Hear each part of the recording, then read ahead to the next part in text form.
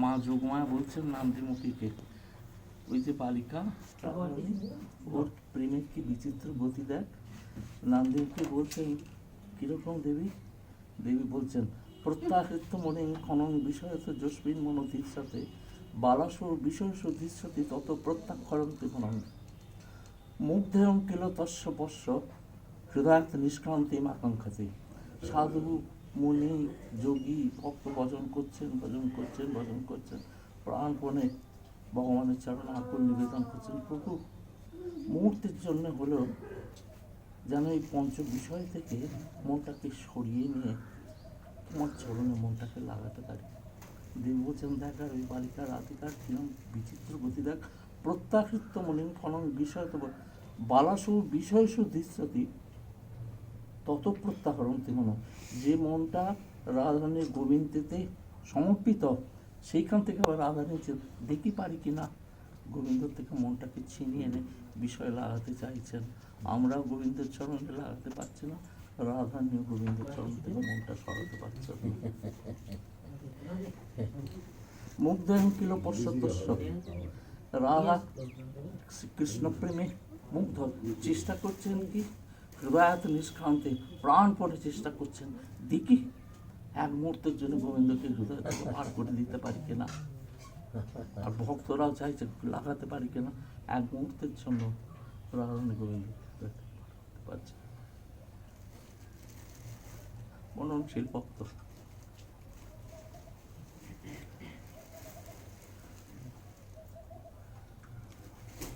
কেদার পণ্ডিত মশাইকে একবার বলতে শুনেছিলাম পাঠে, কৃষ্ণ সুখ চিন্তা রূপ মনে দিয়ে রাধারানীর স্বরূপটা করা।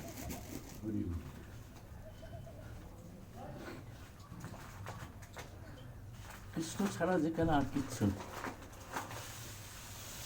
সাধকের হয়, সাধকেরও হয়, সাধকের হয় শ্রদ্ধা সাধুসঙ্গ ভজন অনর্থী নিষ্ঠা রুচি আসক্তি। এই আসক্তি স্তরে গেলে মনটা এরকম স্বাভাবিক মনোবৃত্তি চিত্তবৃত্তিটা নিবিড়ভাবে লেগে যায়, বিষয় চিন্তন করার জন্য তাকে টেনে আনতে হয়।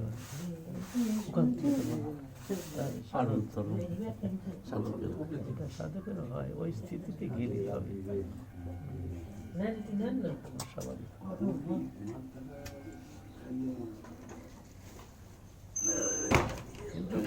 কঠিন ব্যাপার না, খুব কঠিন ব্যাপার। শ্লোকটা উল্লেখ করলেন বলে যে মহাজনদের যে ওই পঞ্চলক্ষণ আক্রান্ত ভক্তের যে লক্ষণ দেখেছি, কেমন কেমন শান্ত ভক্ত, ব্রহ্মা পর্যন্ত প্রকৃতির তরঙ্গে ভেসে গেছেন। ভগবান বলছেন একমাত্র যে শান্ত ভক্ত তাকে প্রকৃতির তরঙ্গ হাত বাড়ালেও স্পর্শ করতে পারে না। প্রকৃতির তরঙ্গের ব্যাখ্যা দেওয়া হচ্ছে কাম, ক্রোধ, লোভ, মোহ, মদমাৎসর্য ইত্যাদি। শান্ত ভক্ত।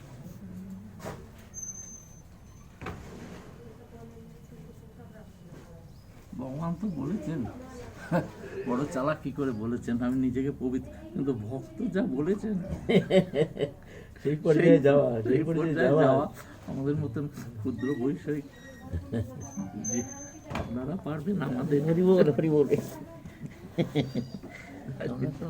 আপনাদের চরণের আশ্রয় করি, যদি আপনাদের চরণের কৃপা হয় তো কিঞ্চিত অগ্রসর হতে পারি, না তো নিজ সাধন চেষ্টার দ্বারা অনন্তকালও যেতে পারবো বলে মনে হয় না। আমি তো এটা নিশ্চিন্ত, এরকম আমার সুস্পষ্ট ধারণা হয়ে গেছে। নিজের সাধন চেষ্টা ওখানে 40 বছর ঘর ছেড়ে এসেছি, এখনো জিরোতে দাঁড়িয়ে আছি। আশা ছাড়িনি, আশাটা ছাড়িনি, ওইটি বাঁচিয়ে রেখেছে।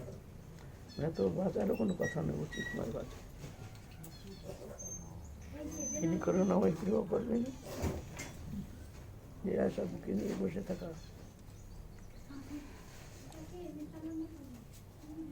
আমি তো কৃপা ছাড়া মানে তো যাওয়ার কোনো রকম উপায় দেখছি না। যার যে সাধন করছে, যার স্বীকৃতি আছে, যে ত্যাগ তপস্যা করেছে, অনেক ভক্তিঙ্গ সাধন করছে, করুক, কিন্তু আমার দ্বারা তো সম্ভব হলো না। আমি এটা জানি। যদি কথা বলবেন সাধারণ জীব কি বলবে, তবে তো ঠিকই কথা। ভগবত কৃপা, ভক্ত কৃপা অনুগামী। ভক্ত কৃপা নাহলে ভগবত কৃপা পাওয়া খুব মুশকিল। তো শাস্ত্র বলছেনই, সে তো ঠিকই আছে।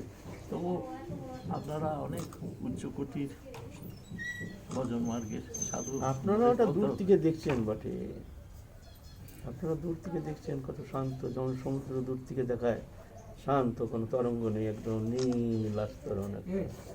ভিতরে যান দেখেন বড় বড় তরঙ্গ চলছে। আমাদের এরকম ভিতরে রাগ দেশ কামনা বাসনা আশ্রম মন্দির যশ প্রতিষ্ঠা এইসব তরঙ্গগুলো তরঙ্গায়িত হচ্ছে অনবরত। কে খবর নিচ্ছে তার? হ্যাঁ, যদি ভগবত কৃপা লভ্য কোনো সাধক হয়, সে নিজের তখন সে অনুমান করতে পারে যে আমার এই তরঙ্গে তরঙ্গায়িত হচ্ছে হৃদয় খণ্ড। বোঝাই মুশকিল, বোঝাই মুশকিল। এখানেও অবশ্য আশ্রম মন্দির মহান প্রতিষ্ঠা পূজা, এগুলো আরও ভয়ঙ্কর, বিষয়ের চেয়েও ভয়ঙ্কর সম্মান প্রতিষ্ঠা, সেইগুলো এসে আক্রান্ত করছে হৃদয়কে।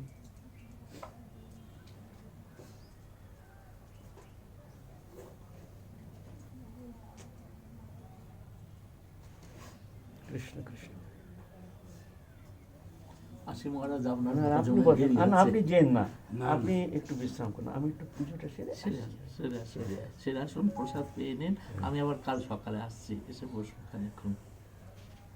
এখন এখানে বিশ্রাম করুন, এখানে একটু একটু দর্শনে যাই, আর তো আবার কবে আসবো, আসতে শরীরের যে অবস্থা, কবে আসতে পারবো জানি না।